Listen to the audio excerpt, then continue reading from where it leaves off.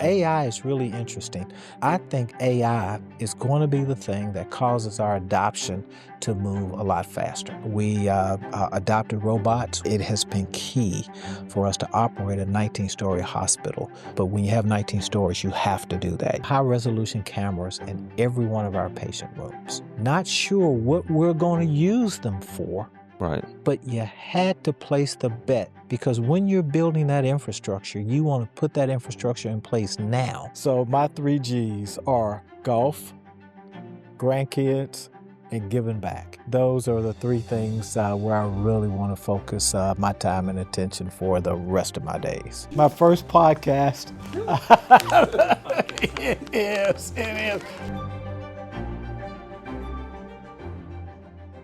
Afternoon, everyone. I'm Rick with Blue Fletch, and welcome to the Frontline Mobility Edge podcast.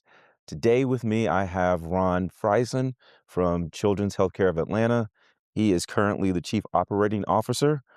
He oversees clinical operations across a system that serves over 1 million patients a year. Children's Healthcare of Atlanta also recently opened up the Arthur M. Blank Hospital, one of the largest healthcare development projects in the state of Georgia. And the reason why Ron is on here, other than being just an amazing person and an executive, is that his career journey from enterprise telecom to healthcare, there's some parallels that overlap Blue Fletch, and I want to talk about those today. So, Ron, thank you for joining me.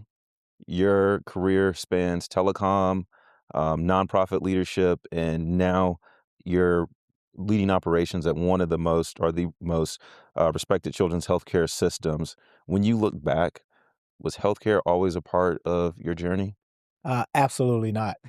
I don't think anybody would have planned their personal journey this way. So no, I had no idea that I would end up in healthcare. So we share that as well. So in my immediate family, I am the only one not in healthcare. I'm a bit of the Wow, black sheep. wow. So we got 2 dentists, a respiratory therapist, and I have my sister's a nurse at Northside across town. Oh wow. You're missing out. Yeah.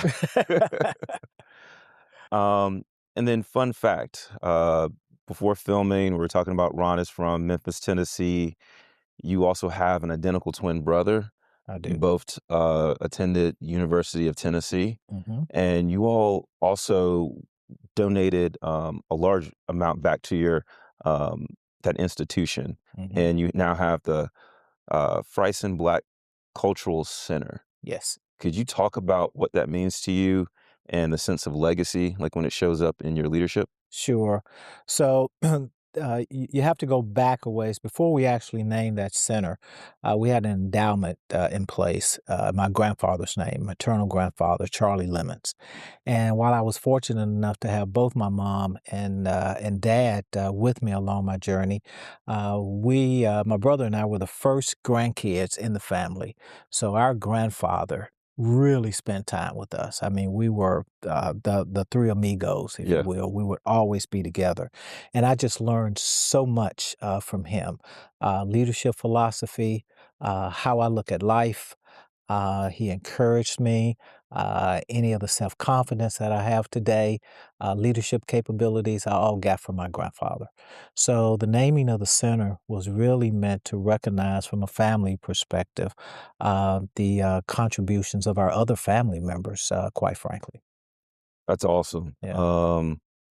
And then like, thinking about legacy, how your grandfather poured into you. You just talk a little bit about just either mentorship, guidance, especially at this point in your career, Sure. what that means to you. Sure, it means that I need to give back. I'm obligated to give back. I'm obligated to do the same things that my grandfather did. And I would like to believe that I have done that at every step of my career, regardless of where I've been, whether it was telecom, nonprofit, or even here at Children's. I think that's a big part of what makes it work. That's awesome. So I want to go back in the time machine and go back to your telecom days at Sure. BellSouth, and Hmm. you spent years just rising to president of Georgia operations, Yes. just leading a large enterprise operation. Um, like what teachings, what learnings from back then do you still carry, to with you today? Sure. So, a big part of leading a large operation is that you realize that many people don't want to make decisions. Mm, Within a big enterprise, it is actually easier to execute on somebody else's decision than it is for you to actually make a decision. And I think that's what really separates the folks that get an opportunity to lead versus those that contribute, if you will. You learn in operations that you never make all the right decisions, but you can actually be a hero by making more right decisions than you make wrong decisions, right. believe it or not. But most people just don't want that responsibility. Mm. That's really good. I remember going to a fireside chat that Frank Blake from Home Depot was given, and he talked about how to like destroy a company, and he really talked about what's on the other side of that, which is these big companies are made up of individuals, and they all have their own personal goals, Mhm. and so like when you combine those two, um, yeah, that's a lot of weight on leadership Yes. at an enterprise perspective. Um, And I wanna say, I keep throwing the word black out there, but you're the first black president at BellSouth, was that did I get that right in my research? The first and the only during the course of BellSouth history of all the folks that we had that led state operations, I was the only person of color to ever do that. Making Black history, and then they made you the first chief diversity officer. That was quite a story. That was not a position I asked for. It was not a position that I wanted by any stretch of the imagination. But it was interesting because at the time, um, our CEO, Dwayne Ackerman, actually called me at home to ask me to take the position. And when I initially told him I didn't want it, he explained to me why he needed me to do that. Mm, When you think about uh, a corporation like BellSouth was at the time, especially in telecom, the people who were really respected were the operators, the people who executed on things that needed to happen. And no disrespect to people in HR or anywhere else, because obviously we needed everybody there to make it what it was. Um, Putting an operator in a role like that sent a signal to the rest of the company that we were serious about the initiative. He was kind enough to allow me to sit there and come up with a set of goals, come up with a set of metrics, a definitive time frame in which I would be in the role. mhm. And if I achieved those within that time frame, then I could move on to some other operational things that I wanted to do from a career perspective. How was that impact with, procurement? I know oftentimes, diversity officers are, the cheerleaders, the champions for small, women-owned, minority-owned, veteran-owned businesses trying to get into organizations. Sure. Could you maybe a success story or talk a little bit about that piece? Sure, sure. So I think one of the misperceptions that I read today, especially as people think through DE&I, is that it meant that less qualified people were going to be able to get some of the work. And that absolutely is not the case. When you're running a large scale enterprise, you realize that if you bring a small business in, the weight of what we ask them to do could actually crush a company. Mm, So we worked very closely with those companies to be sure that they had the right kind of infrastructure to support our goals and what we needed to do because we could not sacrifice our results just because you specifically hired somebody or partnered with somebody. yeah, So everybody that we partnered with had the capability to do the job that we asked them to do. no, that's awesome. I know, um, as far as Blue Fletch, certain corporations, not only the weight, but then also the cultural weight of how a company operates is important. And sometimes, as a small business owner, that's foreign to you unless you've been in Hmm. that corporate environment. Hmm. Now, while you were at BellSouth, Telecom went through massive technology transformation That's correct. from, man, one being able to make a call, answer machines, three-way calling, star 69, you get Yep, the yep, internet. yep, yep, yep, Um, yep. From what we used to call POTS or plain old telephone service, which was copper wire, yep. all the way to what we have today, which obviously is fiber. So relentless pace of change. Um, if we come back in today thinking about healthcare, um, do you think healthcare systems move fast enough to keep up with the industry, or healthcare systems playing catch up? And I know that there's a balance you want to highlight in there. Sure. So historically, I believe healthcare has been behind. And the reason for that, people talk about what's life or death. The risk at which healthcare has been willing to take on technology has a lot to do with, is it going to improve quality? Is it going to improve safety in terms of what happens? Mm, We've slow rolled it because we want to be sure we validate it. We're looking at it. We're seeing what the impact has been in other industries before we have a tendency to adopt. However, I think that's changing. It's changing because A, consumers, our patients are demanding it more. yeah, And there are applications now that actually help us do things better. that's awesome. I want to jump ahead, but I want to come back to my set of questions. Okay. I know, like when you and I talked about the opening of the new Arthur M. Blank center, you were really excited about some of the technology, not necessarily for like the patients, but like for the family. So when you talk about now it's changing, could you maybe talk about some of those Sure, innovations? sure, sure.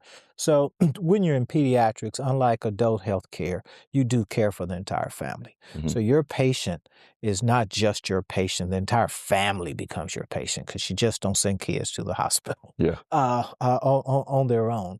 But yeah, we are very excited about what has happened at the Arthur and Blank Children's Hospital. And we certainly hope that we're able to take all the same technology and spread it throughout our entire enterprise. As an example, the RTLS system, which allows us not to have the typical whiteboards that you see in hospital rooms. An Uh, RTLS real-time locationing system. that's exactly right. So here's what happens.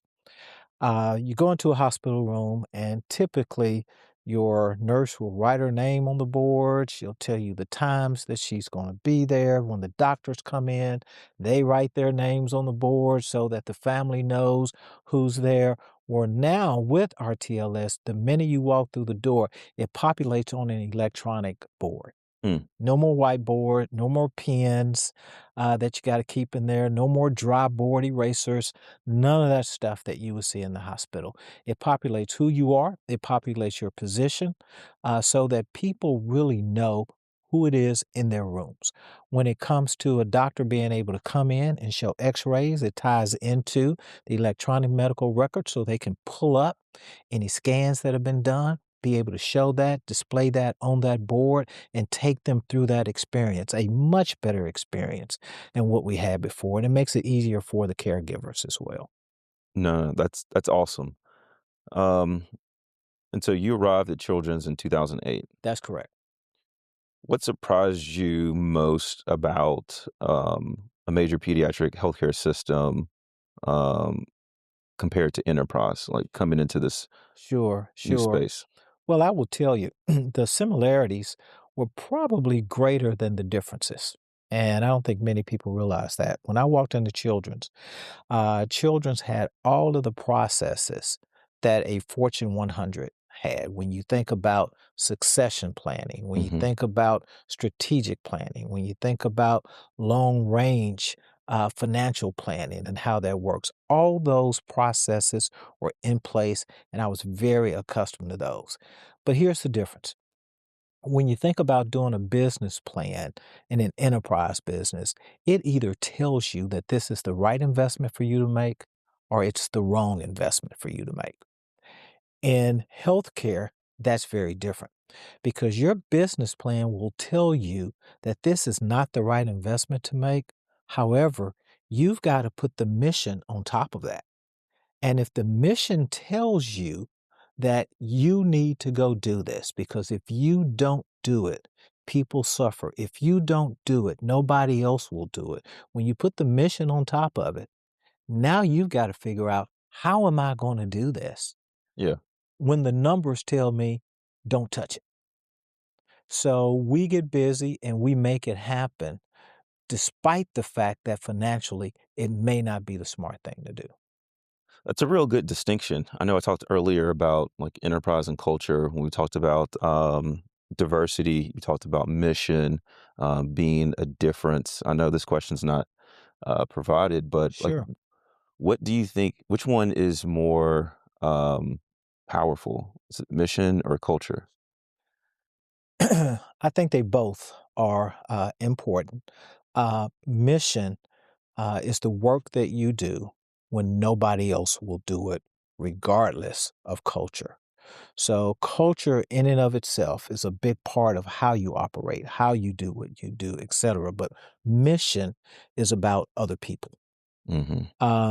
We have a statement here that we like to say, people first, children's always. So we take care of our people here because they take care of the patients we have. You have to be right, mind, body, and soul, with yourself Yeah, before you can take care of somebody else. And that's just a philosophy we have here. no, that's awesome and extremely powerful. Yeah. Um, but your early days at Children's, I didn't realize this, that you spent time in public policy and external affairs before moving into operations. Yes.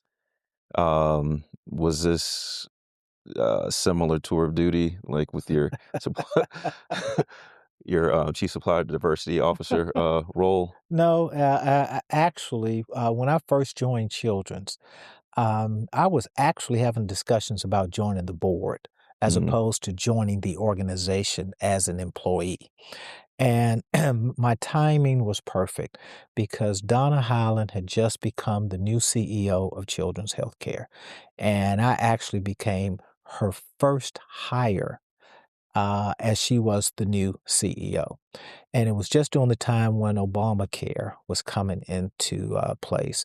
And Children's Healthcare of Atlanta did not have a federal government lobbying arm at that point. Through my relationships from BellSouth Hmm. that I brought with me, where I had responsibility for state and federal government affairs, I knew and had a lot of relationships with the people at the federal level. So my mandate coming into Children's was to be sure that this new healthcare law had no unintended consequences on pediatrics, because much of it was focused on adult medicine. Yep. So, from a kid perspective, we just needed to be sure that we were protected. So, I spent quite a bit of time with our industry association in DC, making sure that every bit of Obamacare did not take from what we needed to do for our pediatric patients. No, that makes a lot of sense, and now I could see why they wanted to attract you and have you on the Yeah, board. Yep. yeah, yeah. Um, so um, let's bring it up to the present. Talk about leading operations at Children's today. Are you able to talk about or describe, um, and maybe this could just be a pediatric healthcare question in general, just some of the Sure. just blockers and challenges with operating the pediatric healthcare system? Sure. And I think even Sorry, beyond.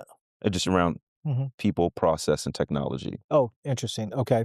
Um, One, people, very important piece of anything that you do. Once again, I think we have a huge people culture here, but having a people culture is one in which you have to be careful that you're balancing what I do for my patient versus what am I doing to my frontline caregivers. Mm, Nurses are a perfect example. We put a lot on our nurses as well as the rest of our caregivers. We really depend on them to do the right things. Oftentimes, when you think about technology and adding technology, is this just another task that they have to do, or does it make life better for them? Yep. What we find is that you have to let people know what's in it for them. And there is a process that we have to go through in order to have technology adoption at the bedside.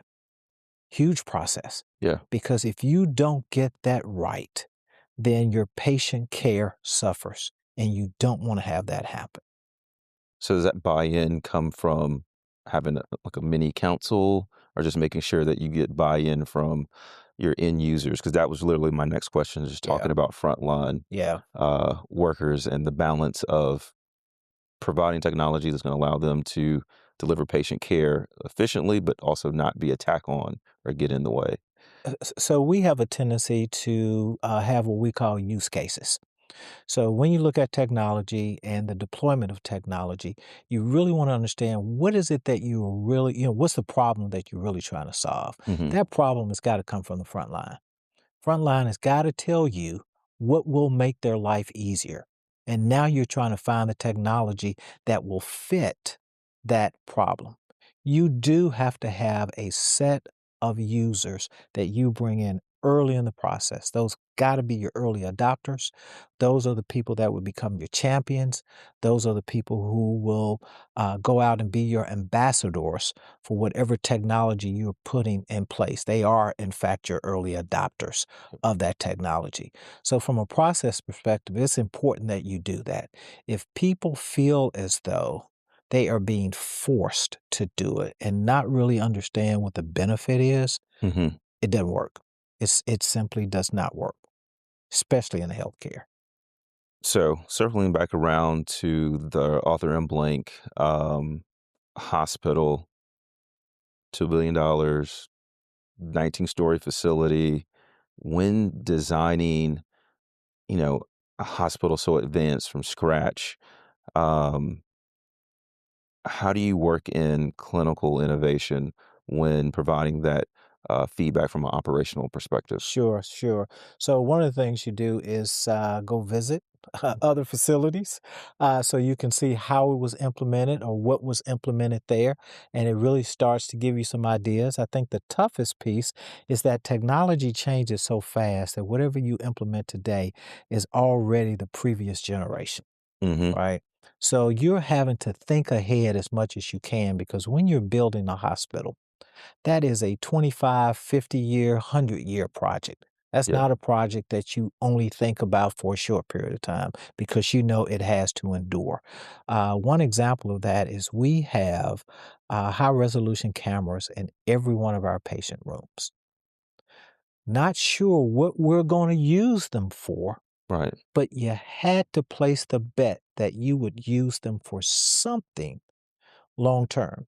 Because when you're building that infrastructure, you want to put that infrastructure in place now, as opposed to going back and trying to retrofit things like that. So lots of discussion, lots of user groups, Is that lots a of hedge trips on to other AI? places.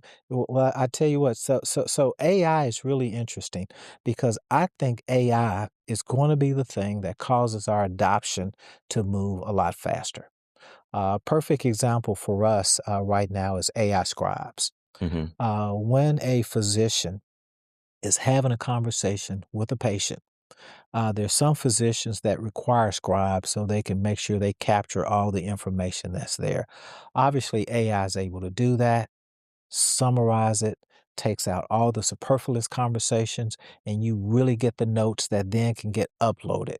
That saves our physicians tons of time.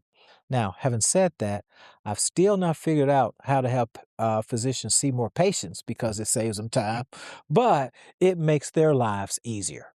And that's one of the benefits of using AI. I think we'll be able to use AI in some general areas like accounts receivable, accounts payable, because you Hmm. can amass all this information and it gives you the trend so that you can make really, really good decisions, both in supporting areas as well as in clinical areas. No, that's really, really good. You also talked about how being a pediatric hospital, you have to um, serve families. Hmm. What's probably one of the biggest innovations, especially with a new hospital, that as a family, I would be pleasantly surprised to see or experience? Sure. So a couple of things. One, kids come with parents, grandparents, whole nine yards. With the video capabilities that we have put at the bedside, it's an opportunity for the grandmother who lives in Chicago, Illinois, to be able Mhm. to see their grandchild in the hospital, have a conversation with them, just like a FaceTime call would be, Yeah. right? And they can do that right at the bedside. That's phenomenal for the relationships. But we've also we have put so many family amenities there. One example is washers and dryers on every floor. People really don't think about that, but when you're in the I hospital, don't think I've ever seen that. especially for a long period of time, washers and dryers in a family living room on every floor. Refrigerator, so they can bring their food up there and be able to use those amenities.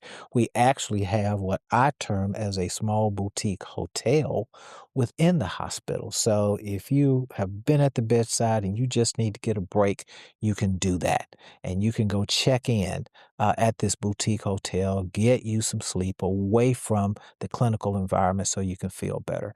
We have a business office there. If you want to go and you need to get some work done, there's a complete business office, computers, everything you need in order to do what you do.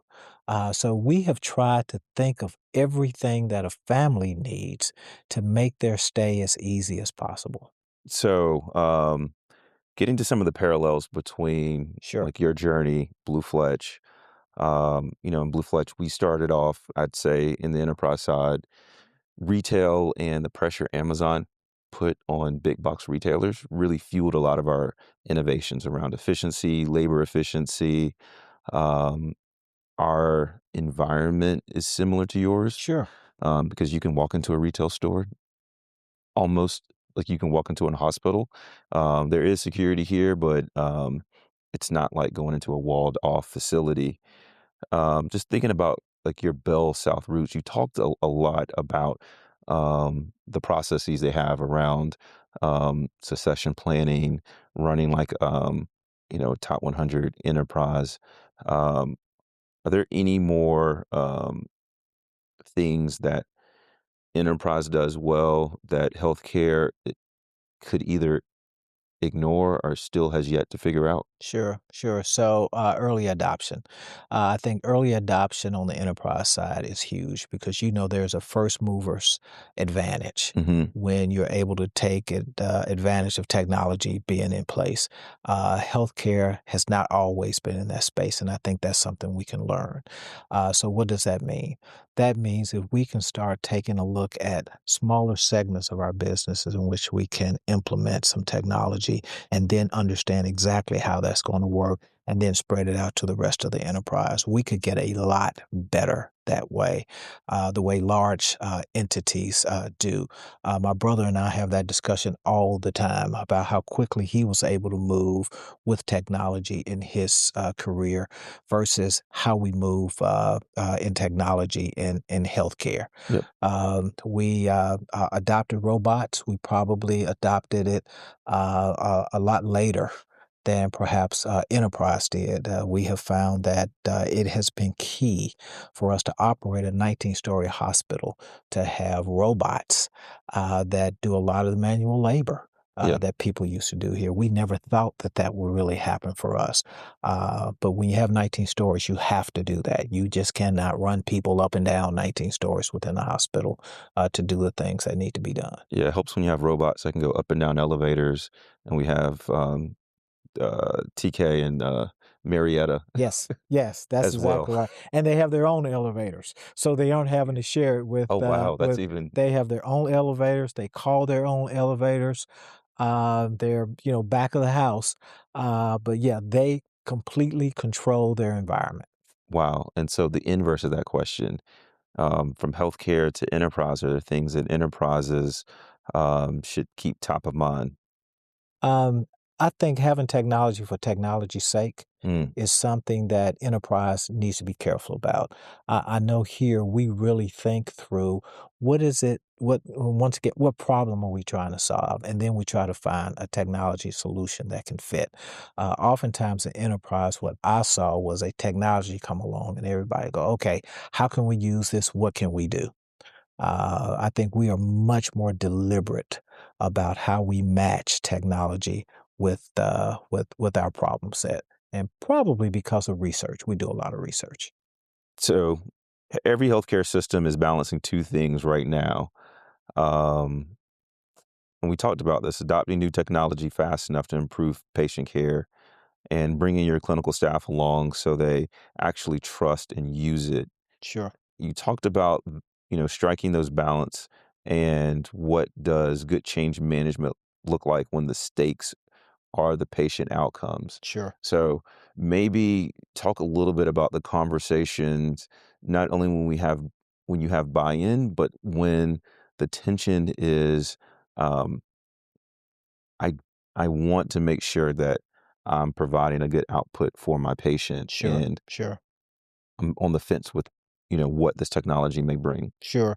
So when we talk about investment here, it's not necessarily financial return.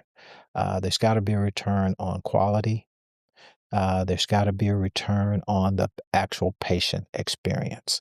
So those are the conversations you have to have early on as you think about what happens. And if we all agree that quality gets better, Mhm. our patient experience gets better, then that's something we want to have happen because that's actually the differentiator for us in healthcare. You know that people want to go where there are better outcomes. Absolutely. Um, are you able to talk about, and this is not related to Children's Healthcare of Sure, Atlanta, but sure. where it would allow a frontline worker to do their job better, but wouldn't necessarily add to better patient outcomes? Yeah. So the way we look at it is that you can have a better patient experience that actually causes more angst for the caregiver. Okay. Mm, And that's where you really got to be careful because you will not get the adoption if it doesn't make the caregiver's life a little better. Even though everybody wants the patient experience to be better, what are you willing to sacrifice to go do that? But once again, as I said earlier, you're just putting so much on those frontline folks. yeah, So, a perfect example is advanced registration. Everybody wants to be able to walk into a healthcare office and immediately go see their provider. Well, if you've ever been, you know we have to have your medical history. We have you fill out paperwork. We have you do all these things before you get there. That's an example of where everybody's life gets better because nobody wants to sit in the office on a clipboard and do this. So, if in fact you can fill that out earlier, whether it's through my chart or whatever the form is, mhm, and we have an opportunity to get that uploaded for the provider to see, go through your medical record before they see you. That is a much better experience than you would have otherwise. But if the patient doesn't adopt that and the caregiver doesn't adopt that, just one of them doesn't adopt it, it's not working. that's true. So we can make that investment and still not see the benefit of it. So for you, I know you're wrapping things up this year. Yes.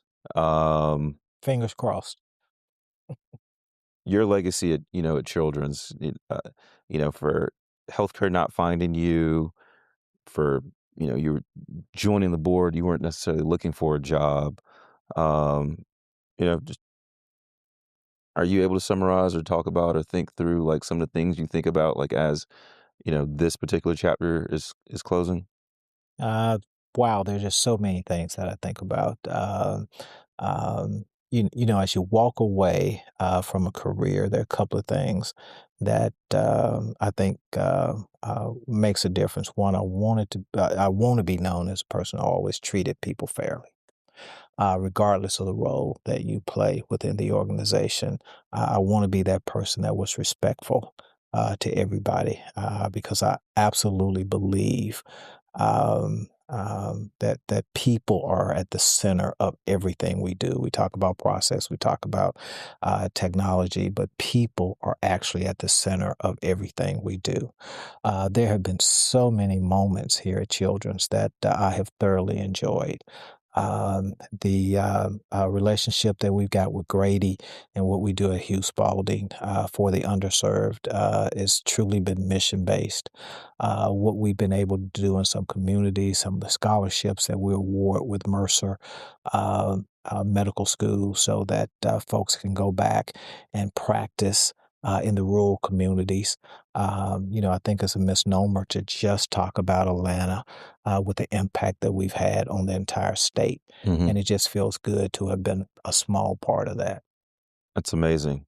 So for healthcare system leaders early in their digital transformation journey, what's one or two things that you would tell them to get right first? Sure. So focus on your core competency of whatever your healthcare system is. Need to do that first, and then allow technology to build on that. Because if you don't have a solid foundation, regardless of what you do, it's not going to work and you're not going to be successful. So do not take your eyes off the ball of the basic blocking and tackling that you got to do in healthcare. That's important. Got it.